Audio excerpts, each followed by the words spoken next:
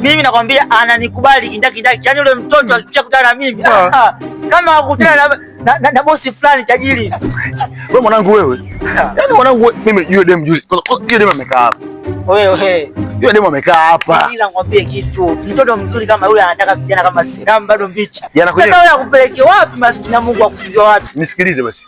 Jana kwenyewe niko naongea naye kwenye simu usiku. Mimi dada ndio ya kutoka mtu akishua yule. Sasa hivi anatoka.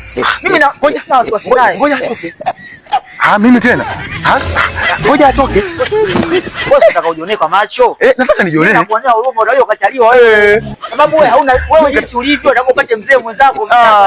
Hizo dharau. Hizo dharau. Mzee, ni mzee. Mzee ushaze. Acha mambo yako bana. Wewe ushaze.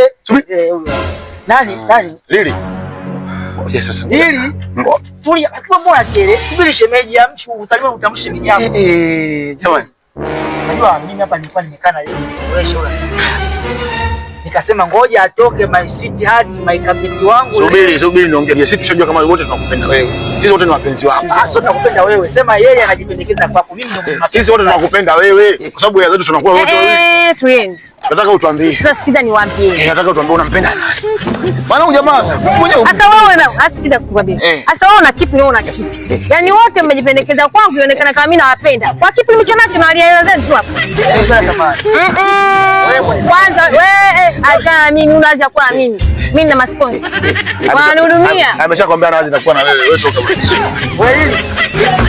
Hivi wewe ndio unachukulia hivi.